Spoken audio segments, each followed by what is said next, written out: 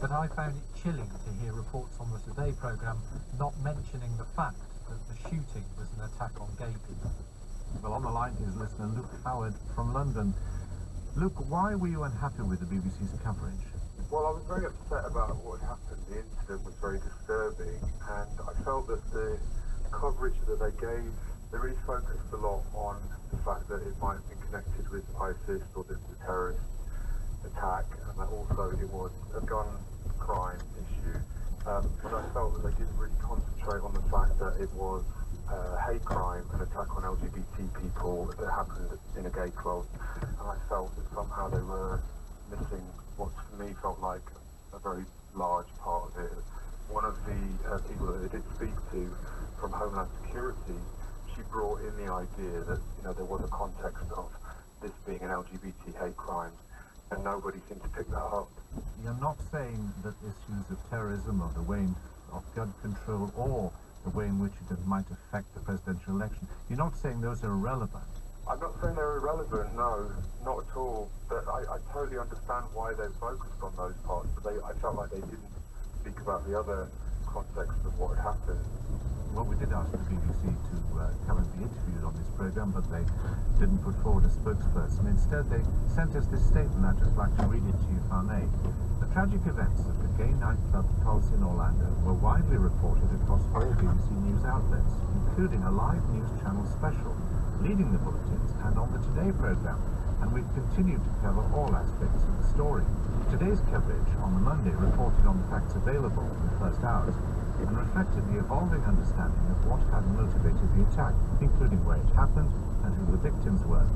In addition, on Tuesday the 14th of June, the programme also reported from the vigil in Old Compton Street in London and interviewed the Mayor of Seattle, Edward Murray, a member of the American LGBT community itself. So let's divide that into two. They say Monday morning was still quite early. They're reporting what happened. Analysis inevitably follows a little bit behind that.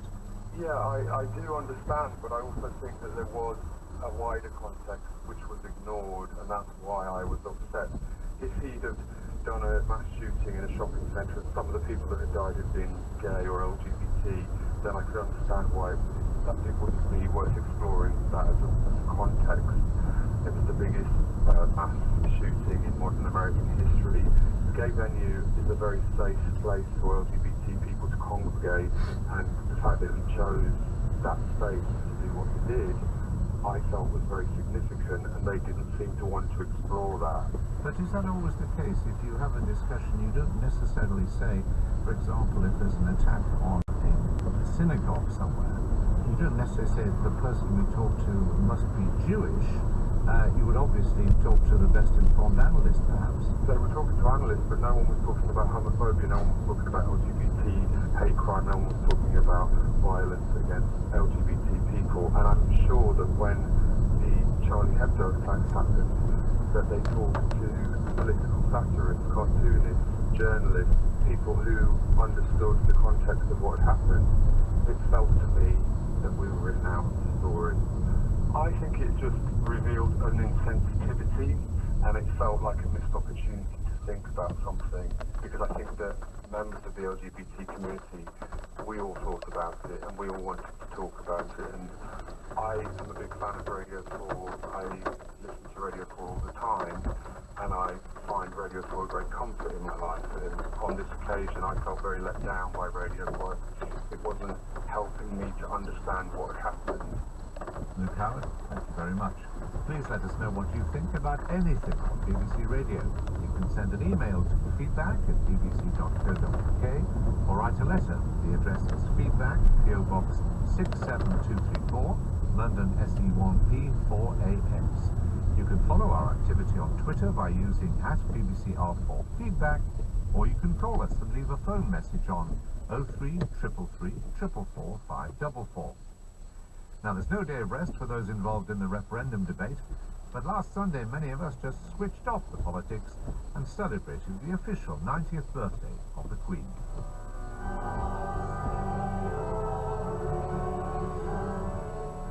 Radio 4 Sunday Worship, which usually broadcasts a Christian service of differing denominations every week, marked the occasion with a service from the church at Sandringham, where the royal family spend every Christmas. Some of our listeners not only celebrated Her Majesty's birthday, but also the traditional simplicity of the Sunday worship service. God makes speed to save us.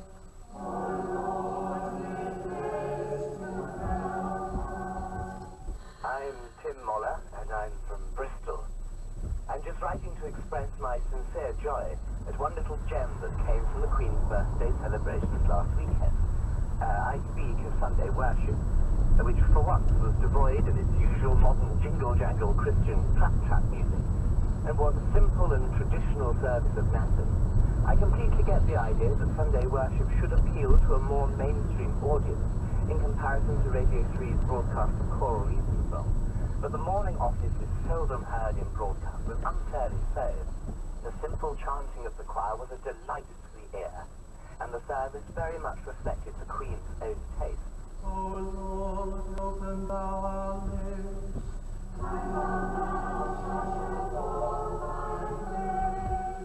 Melanie, thank you for an hour of sheer delight on Radio 4 this morning. You gave us the glory of the Book of Common Prayer and some lovely hymns from Sandringham. Matins pure and simple. No posh paid choir or jazzed up unsingable worship songs here.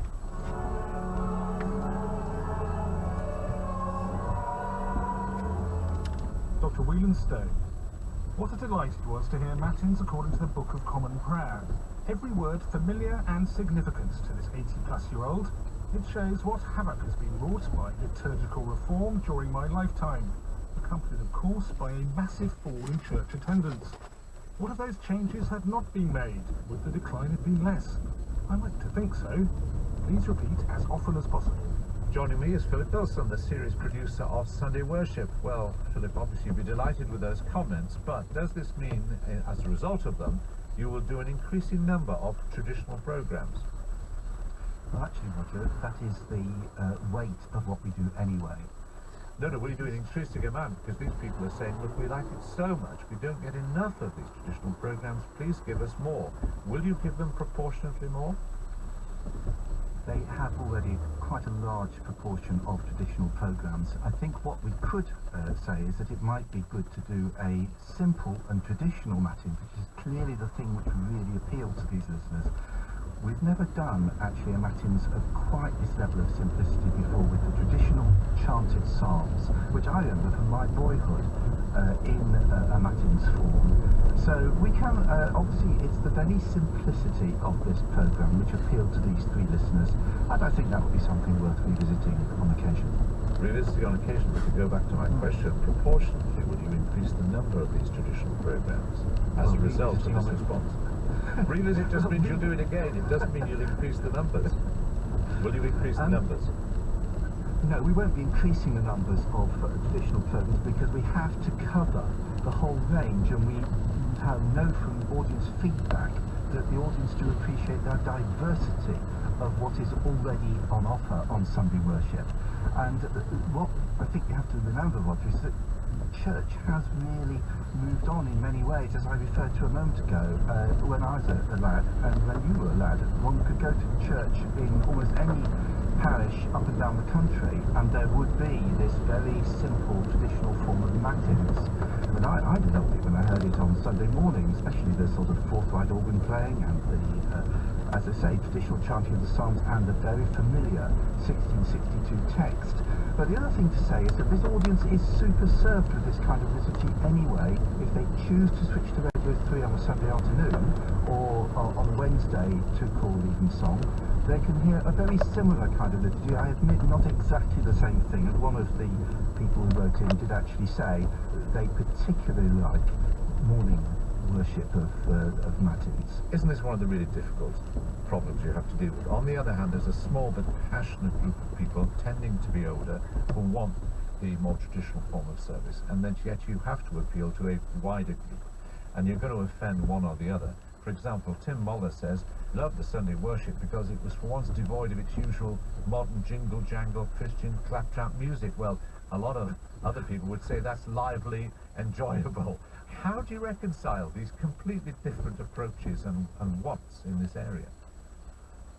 Well, the only way we can do that really, Roger, is to balance it and to make sure actually that there is an element of the traditional in every programme we do, and there are well-known hymns in every programme we broadcast. So we try to make sure there's something for everyone in every programme. And of course, the basis of that is the scriptures are read every programme and hymns are sung. So there is a basis for somebody who likes traditional worship every time they switch on Radio 4 at 10 past 8 on Sunday morning. Now obviously, a lot of the time our programmes are actually quite traditional, with hymns to the organ. Obviously there are always going to be some people who want more of something that they've particularly enjoyed, and as I said earlier, we will most certainly revisit the form of matins. But you still have to try and get a new and younger audience. And there'll be some people who think as church attendance goes down, then the appetite for this sort of programme must be going down. Is it going down? Or are these programmes still as popular as they were? Not at all. They're as popular as they've always been. Indeed, our share recently has gone up a little bit, which is the proportion of people listening to our programme as a proportion of those listening to anything on radio at that time on a Sunday morning. Why do you think that is then? That there should be, on the one hand, people not going to church, on the other hand, more proportionately people listening to your programmes? Well, of course, if you go delve back into the history of religious broadcasting, when the BBC first started broadcasting church services in the 20s, which was one of the first outside broadcasts they ever did. 3444544 or email feedback@bbc.co.uk. All those details are on the feedback pages of the Radio 4 website. Now here's Fee Glover with today's first visit to the Listening Project. Hello. We're hearing 3 excerpts from one conversation this week between Ian and Chakoti. They're a couple and have been together for 11 years. Ian is blind and 16 years older than Chakoti. Her family is originally from Nigeria and he's white British. Ian has been married before and has 2 children from that relationship. Ian and Chakoti live in South London, near where she grew up. And this part of their conversation is well worth hearing as they discuss how other people see them. And because Ian can't see the reaction that we might have to him and Chakoti, it's as revealing for him as it might be for us. I found that people stare if we're... you or me? Both of us. If we're sitting together on a tube train, for example, so we're side by side, and if we join hands, affectionate couple, then I think that it upsets people's perception of who they thought we were, and then you get the staring. Not everybody, but you do get starers, and it's very difficult to say, what are you looking at, without sounding defensive. But to me, I really would like to know what are you looking at, but just as a point of curiosity. Well, we know what we're looking at, but it's more why. What do you perceive? I'd love to know. I think it would depend on the person, because if that person is a closet racist, then they're going to feel uncomfortable with us.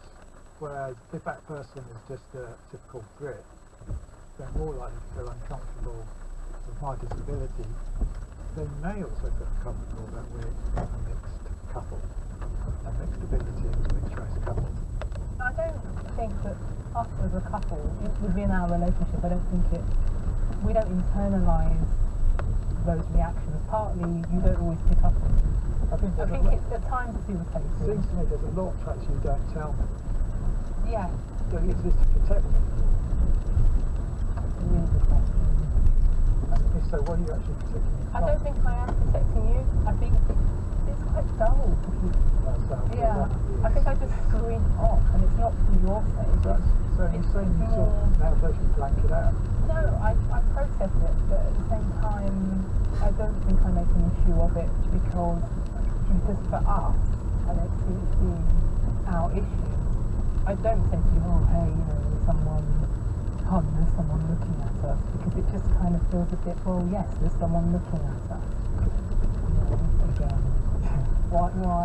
Yeah, no, I wouldn't want to know. I mean, I'd rather just talk to you about things that we talk about than about what everybody else is doing. Because we have had smiles of blessing as well. Either way, whether people... I mean, I'm perfectly happy with indifference. Indifference is a sort of normalisation of it. So it's like, you don't want to be stared at or outed either way, whether it's blessing or There's condemnation. nothing really for us to be outed of. No, I know, but Because we think of our situation as for normal. us, it's normal. Normal. So, So it just goes to show normal. You know, my world is normal to me, yeah. whereas your world is normal to you. Yeah. But how we blend our worlds together, Yeah, but anything I think is a good word. I like to think of That our world worlds are blended. kind of combined. Yeah. Ian and Chakotay were recorded by Alice Williams from BBC London. More details on our project can be found at bbc.co.uk/listening project. Feed Lover will be back with another conversation from the Listening Project just before the midnight news tonight. PM is next, but first let's take a look ahead to this Sunday.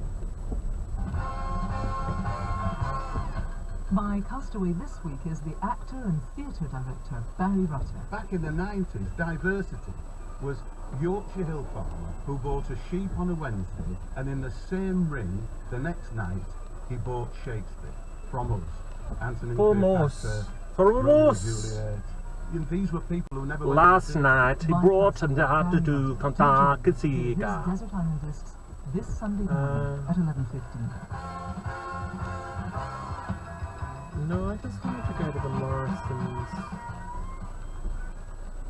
This is BBC Radio 4. It's just approaching 5 o'clock, so it's time for PM with Carolyn Quinn.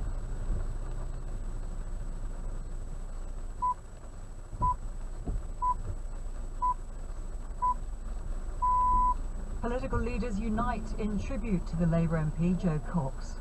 It's a tragedy beyond tragedy, what has happened yesterday. You got a wet arse, we will mate. not allow those people that spread hatred and poison to divide our society.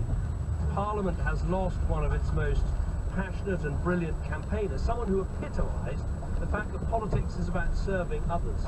As politicians are advised to review their security, fellow MP and friend of Joe Cox, Luciana Berger, tells us she's been physically threatened.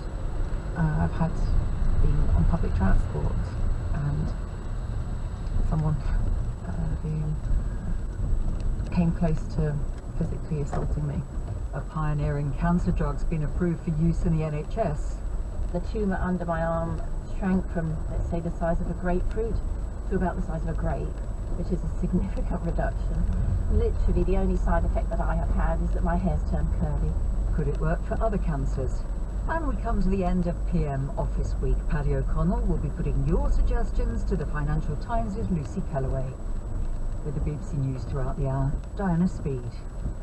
Parliament will be recalled on Monday so MPs can pay tribute to the Labour MP Jo Cox, who was killed in her West Yorkshire constituency yesterday. The announcement was made as the Labour leader, Jeremy Corbyn, and David Cameron laid flowers in Birstall, where Mrs Cox was shot and stabbed. Fiona Trott reports from the village. In a grey West Yorkshire village, leaders from Westminster came to pay tribute to a politician who was born and raised here. Among the flowers, one card simply reads, "To a Yorkshire Rose." The Labour Party leader, Jeremy Corbyn, said, "Two young children will never see their mother again. They will only be able to grow up knowing what she was, what she stood for, and what she achieved." Tonight, 2 public rallies are being held in the area to allow people to show their respects. The floral tributes in Birstall are growing by the hour. Villagers say they will miss the MP, who was one of them. A man arrested in connection with the attack is being questioned by police. A US civil rights group says he had links to an American white supremacist organisation 17 years ago.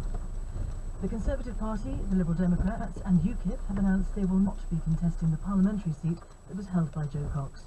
Campaigning for next week's EU referendum remains suspended as a mark of respect.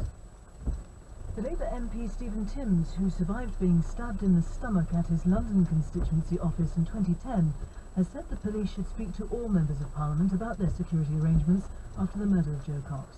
The spokesman for Number 10 said a reminder of safety guidance had been issued.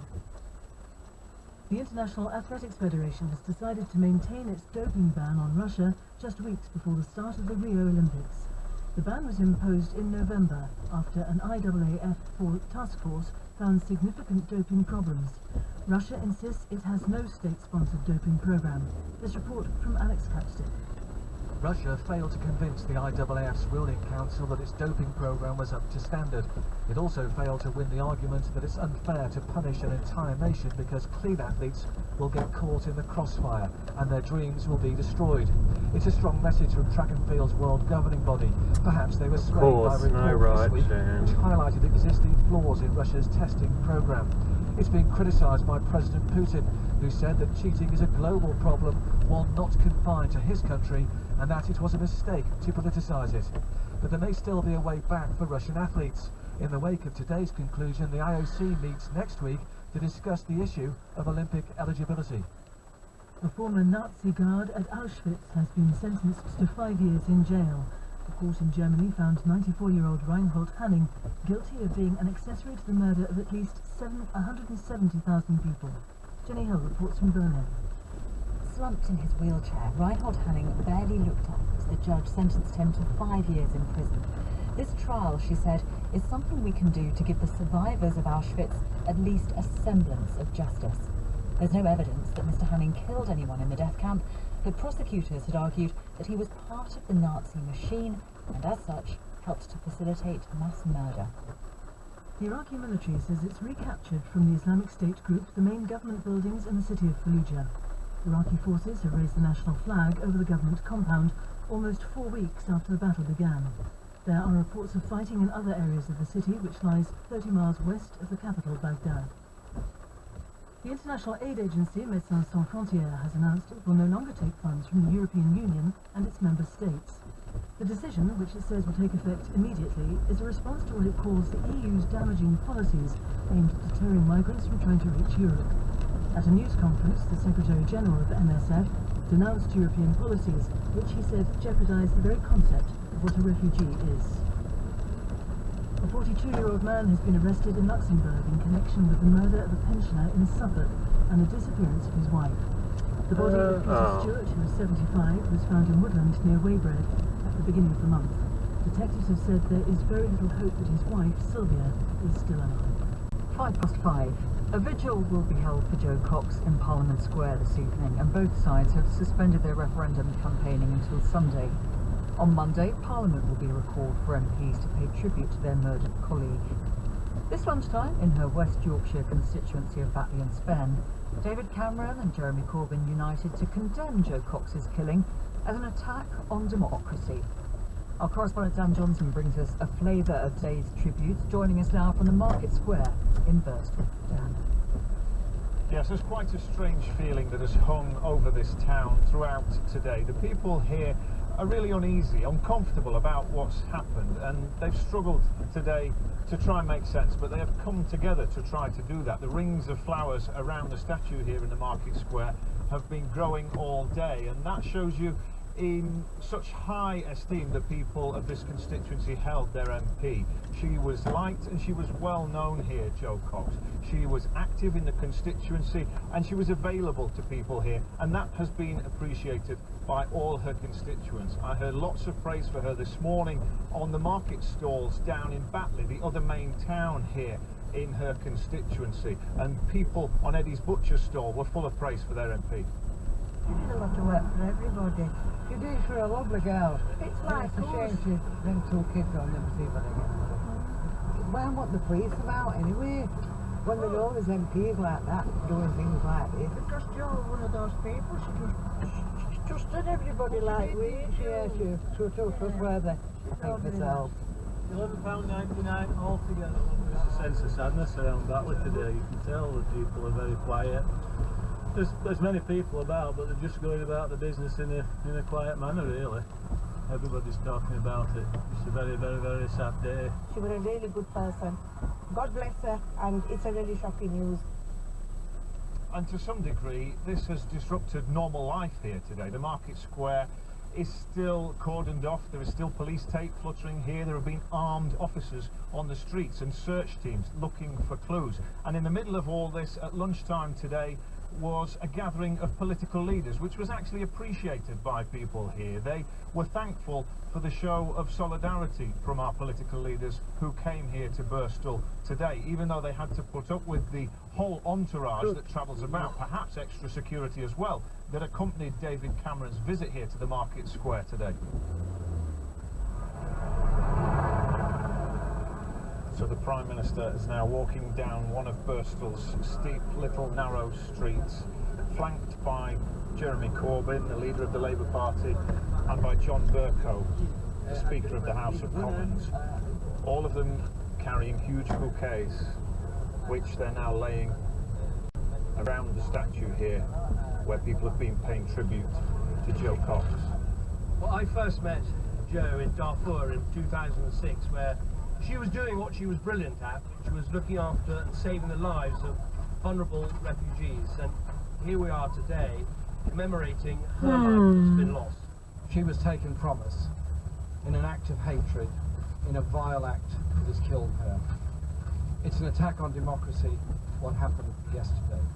It's the well of hatred that killed her. In her memory, we will not allow those people that spread hatred and poison to divide our society.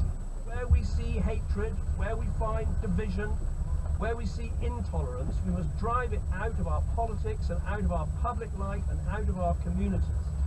And if we truly want to honour Jo, then what we should do is recognise that her values, God, service, these traffic community, lights take tolerance, fucking the values ages. she lived by and worked by, And then they turn those are green the for values about that we 5 need to redouble seconds. in our national life in the months and in the years to come. Why did you want to come today? I wanted to come just to show some support, show some solidarity, and show my children really. I took them out of school a little bit earlier, just so that I could bring them down and show them how a community can get together, and it's not just about division. And were you pleased to see the Prime Minister come and pay his respects? I was very pleased, and I was very pleased that he took time out to speak to my children. What did he say to them? He said she was a great loss to the community, to the country, and she was such a great woman. There are lots of local MPs here as well, speaking to people as the crowd breaks up.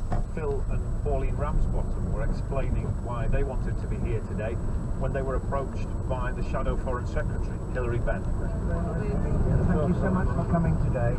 It's the most terrible tragedy. She was such a wonderful, wonderful human being, and you know, she took the opportunity that being an elected representative gave her to speak up for people who didn't have a voice.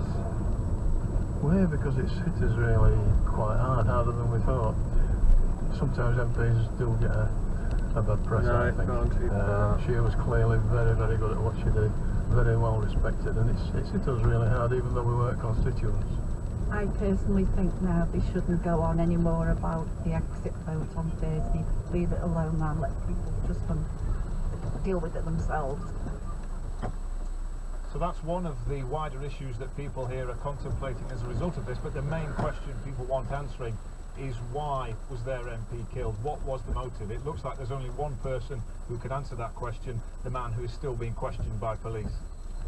Dan Johnson, thank you for that. Well, what do we know about the man who's been arrested in connection with Jo Cox's murder? He's been named local